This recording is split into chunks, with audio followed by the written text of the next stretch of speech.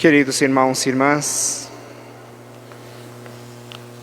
neste 12º domingo do tempo comum, continuamos nosso percurso catequético de Jesus aos seus discípulos e discípulas, portanto, a nós aqui reunidos, segundo o Evangelho marcano. A liturgia da palavra de hoje é bastante focada. E gostaria de iniciar a nossa reflexão sublinhando o refrão do Salmo responsorial. Dai graças ao Senhor, porque Ele é bom, porque eterna é a sua misericórdia. Gravemos este refrão e concluiremos a homilia também com ele.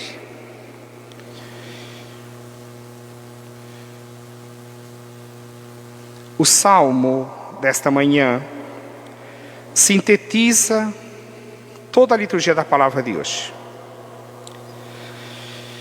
Mas precisa de uma afirmação que se encontra na primeira leitura do livro de Jó.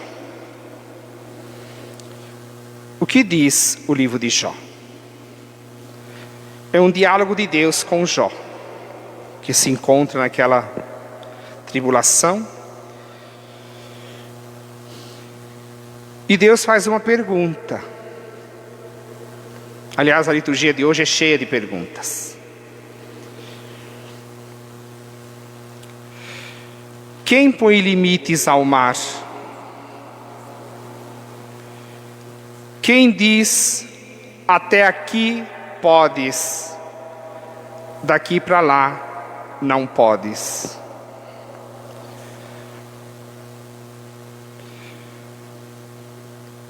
E a resposta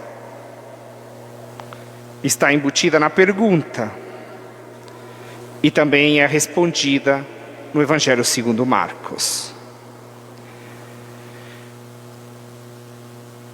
Na primeira leitura se diz que é Deus que põe limites. É Deus que estabelece limites ao mar e ao vento. E esse dado é importantíssimo para compreender o conjunto da palavra de hoje. Por que se fala do mar e do vento? Parece uma coisa...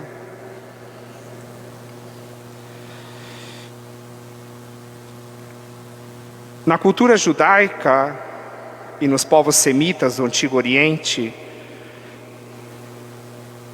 o mar é o mar violento, a tempestade, o vento impetuoso que agita as águas,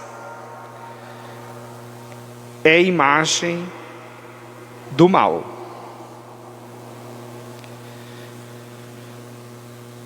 O oceano agitado é uma imagem para falar do mal. Os judeus acreditavam que existia um demônio do mar e um demônio do deserto. Isso aparece na Escritura em diversos lugares, inclusive nos Salmos. Com esta imagem, então, nós podemos compreender a liturgia. Jesus diz a seus discípulos, portanto a cada um de nós, vamos para outra margem.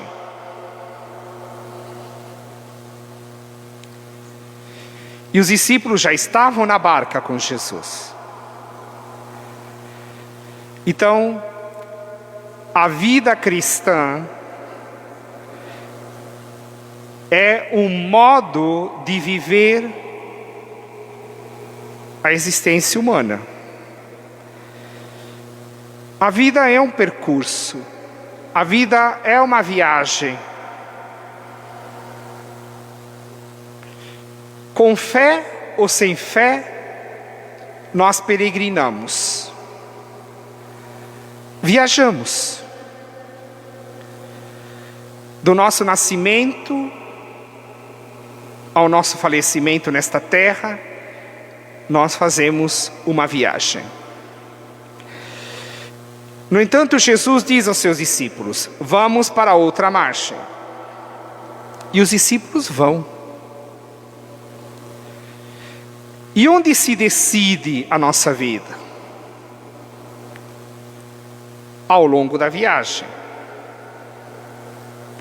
Como nós vivemos esta viagem? De forma sintética, há dois modos de viver.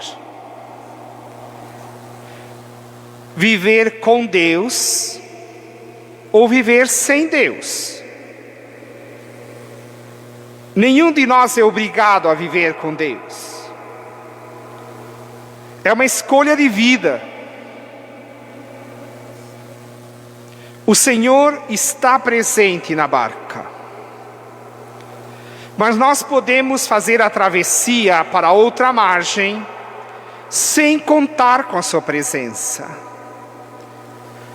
Nem sequer nos dar conta de que Ele está ao nosso lado. Quantas pessoas vivem o seu dia a dia sem enxergar Deus? Nós conhecemos muitas pessoas assim. E o que faz a diferença na vida é fazer esta viagem rumo a outra margem, enxergando a presença do Senhor na barca. E dar mais atenção à presença de Cristo na barca do que às ondas agitadas do mar.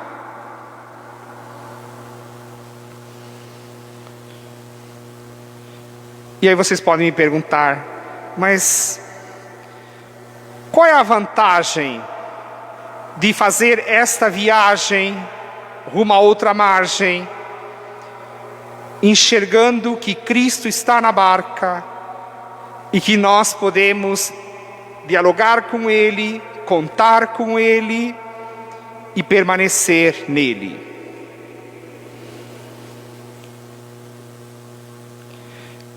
Quem nos ajuda a responder essa pergunta é o apóstolo Paulo, na segunda leitura da carta aos Coríntios. E o apóstolo exorta: vivamos para Cristo, aquele que nós não conhecemos mais só pela carne, mas o conhecemos como Ele é, vitorioso sobre a morte, o crucificado, ressuscitado.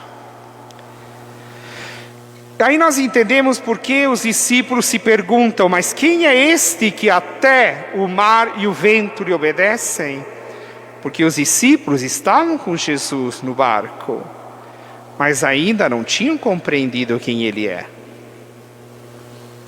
Isso acontece conosco. Isso acontece com a gente todo dia.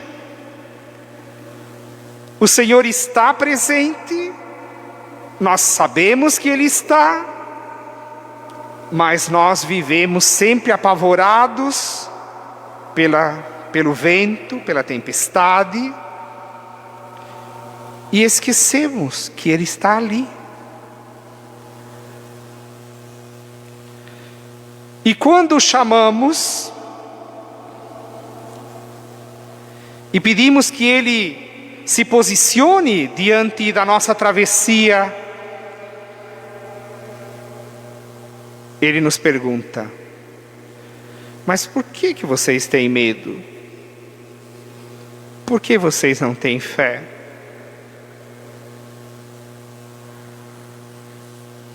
E por que é precisa a fé?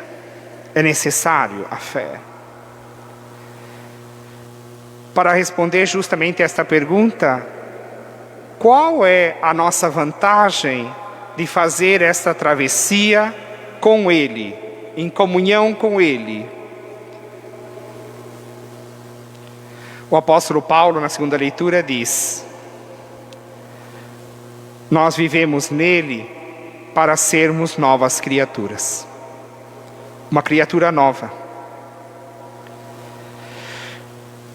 O porto do lado da outra margem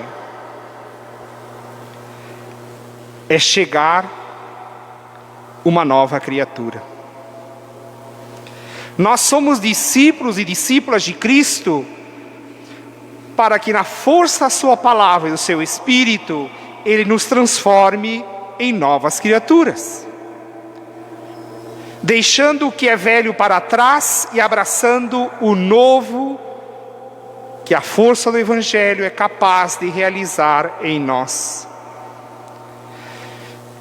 Retomando o Salmo, nós vemos que a primeira estrofe do Salmo desperta justamente a atenção para aqueles que partem em viagem para vender suas mercadorias e se lançam no alto mar. E o salmista diz que no alto mar eles conhecerão as maravilhas das obras de Deus. Vejam bem, no alto mar.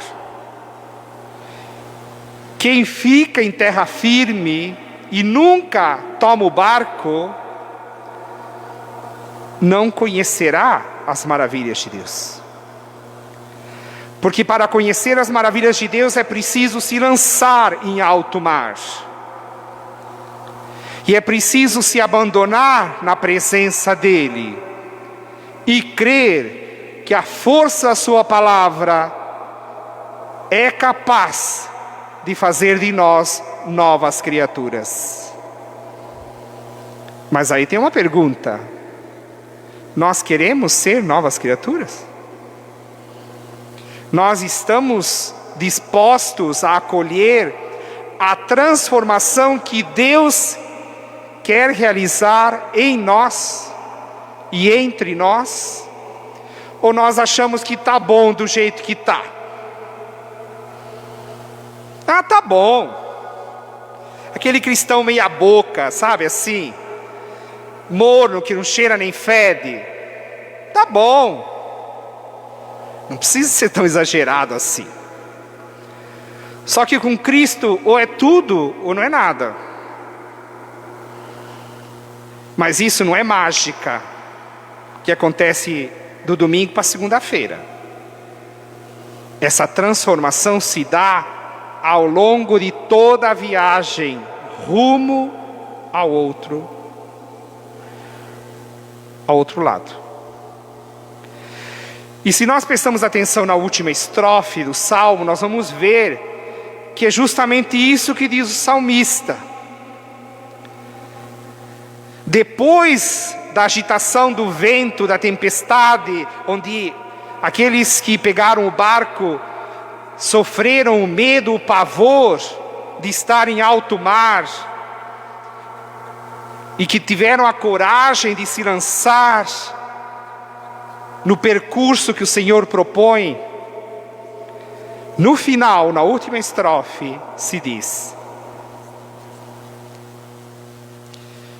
eles agradecem ao Senhor pelo seu amor e por suas maravilhas, porque eles se alegraram de ver o mar tranquilo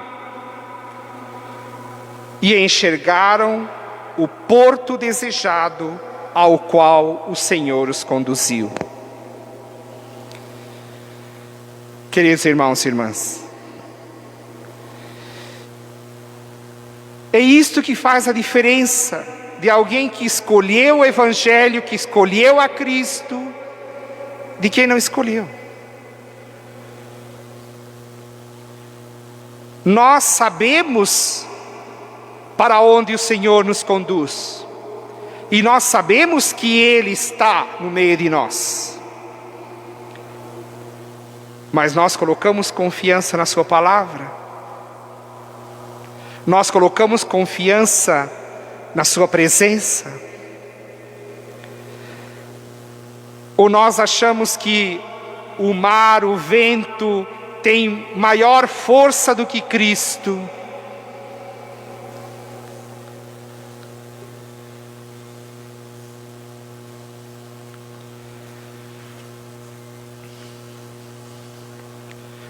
Aceitemos o convite de Jesus.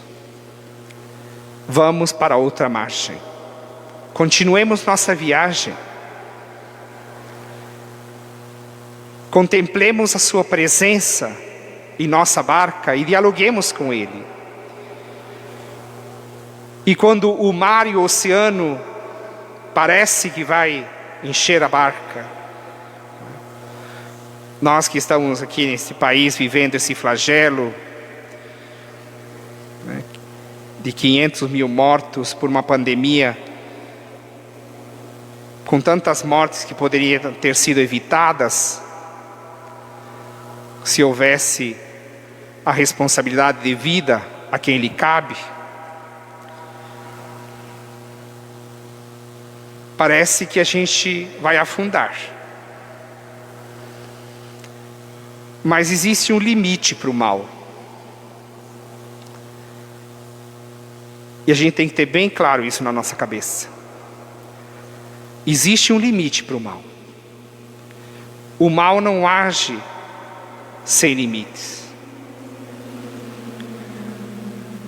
E existe um momento em que o mal é vencido. E é vencido por aqueles que de verdade se deixam conduzir pela palavra de Cristo. E que de verdade, na viagem, fazem a experiência de deixar o velho para trás e abraçar o novo como novas criaturas.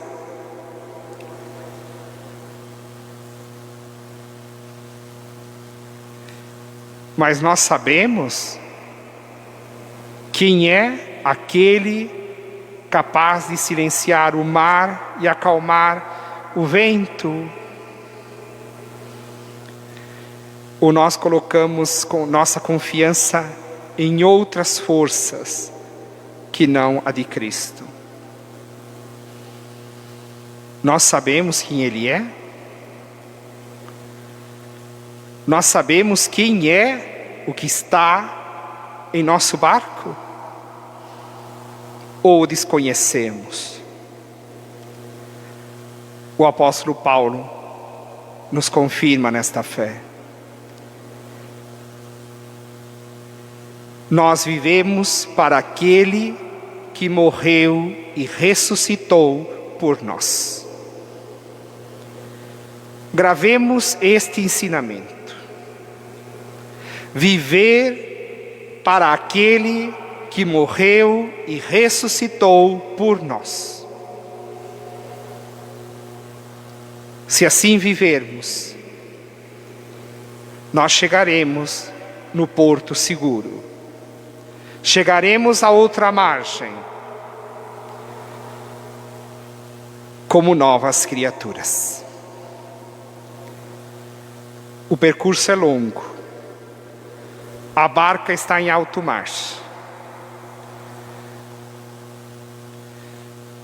Conversemos com Jesus, que está ali, que está aqui, para que a nossa travessia tenha sentido e não seja uma vida perdida. Aliás, Jesus adverte seus discípulos em outras passagens do Evangelho. De que vale ganhar o mundo se se perde a vida? Nós estamos suplicando ao Senhor que nos dê a saúde e nos preserve da pandemia. Mas eu pergunto, de que serve viver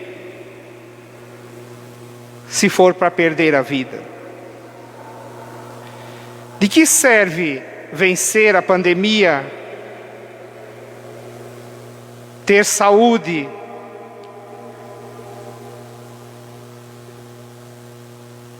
se a gente não vive por algo que seja digno e valioso e que seja um tesouro?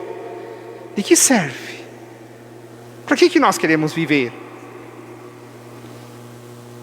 Para sermos honrados? Para juntar dinheiro? Para satisfazer nossos vícios, nossas más inclinações? Para que nós queremos viver?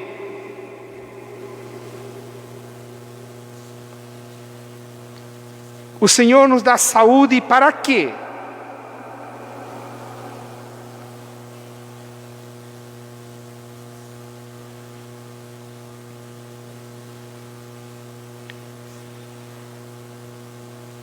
Vivamos para aquele que morreu e ressuscitou por nós. Amém.